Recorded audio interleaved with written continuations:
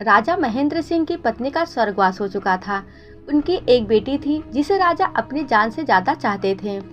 जब राजकुमारी 10 वर्ष की हुई तो राजा महेंद्र सिंह ने उसकी शिक्षा के लिए राजमहल के पास ही एक गुरुकुल बनवा दिया, जिससे राजकुमारी को कहीं बाहर न जाना पड़े। राजकुमारी प्रिया बहुत लाड प्यार से बड़ी हो रही थी। उसे बाहर की दुनिया की कोई खबर नहीं थी। वह पहले दिन गुरुकुल में पढ़ने गई। राजा महेंद्र सिंह उसे खुद गुरुजी के पास लेकर गए। उन्होंने गुरुजी से आशीर्वाद देने के लिए कहा। राजा ने कहा, बेटी ये हमारे कुलगुरु हैं, इन्हें प्रणाम करके आशीर्वाद लो। राजकुमारी कहती हैं, लेकिन पिताजी आपने तो कहा था राजा किसी के आगे नहीं झुकते, फिर मैं आपकी बेटी होकर कैसे झुक सकती हूँ। गुरुजी ने कहा, राजन बेटी को विवश ना करे, जब इसके मन में ज्ञान का दीपक जलेगा तो यह स्वयं झुकना सीख जाएगी।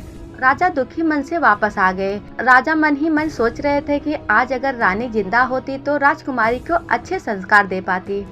राजकुमारी ने अगले दिन गुरुकुल जाना शुरू कर दिया। वह सुबह अपनी 2 सखियों के साथ गुरुकुल जाती थी। एक दिन गुरुजी ने राजकुमारी से कहा, राजकुमारी तुम्हें आज से सभी शस्त्र पढ़ाए जाएंगे।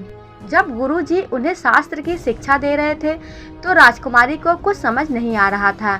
वह उठकर खड़ी हो गई। राजकुमारी कहती हैं, गुरुजी मैं एक राजा की बेटी हूँ, मुझे शिक्षा की क्या आवश्यकता है।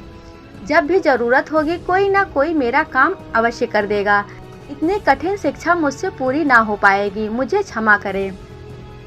गुरुजी ने कहा, बेटी शिक्षा बड़े या छोटे से कोई मतलब नहीं रखता। जब तक तुम स्वयं मुझे शिक्षा के लिए नहीं कहोगी मैं तुम्हें ज्ञान नहीं दूंगा। राजकुमारी बहुत खुश हो जाती हैं। एक दिन गुरुजी अपने गुरुकुल के सभी शिष्यों को लेकर एक पहाड़ के पास गए। गुरुजी ने अपने शिष्यों से कहा, यह एक छोटा सा पहाड़ है, इस पर सभी को चढ़ना है। जो सबसे पहले ऊपर जाएगा उसे पुरस्कार मिलेगा। सभी उस पहाड़ पर चढ़ने की कोशिश करने लगे।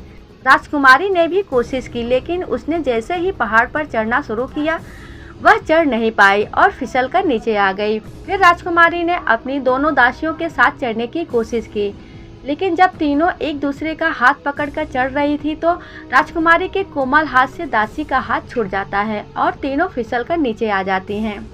तभी राजकुमारी देखती हैं कि गुरुकुल का सबसे छोटा बालक पहाड़ की चोटी तक पहुंच गया है। कुछ देर बाद सभी नीचे आ गए। गुरुकुल आने के बाद गुरुजी ने उस छोटे से बालक को इनाम के तौर पर एक पुस्तक भेंट की, जिसे पाकर वह बहुत खुश हुआ और सब काम छोड़कर उसे पढ़ने के लिए बैठ गया। राजकुमारी और उसकी दोनों दासियां मिट्टी में लिपटी खड़ी थीं। उन्हें देखकर गुरुजी ने पूछा, राजकुमारी तुम चाहती तो यह प्रतियोगिता जीत सकती थी, तुम्हारा काम तो कोई भी कर सकता है, फिर तुम क्यों हार गई। यह सुनकर राजकुमारी रोने लगती है।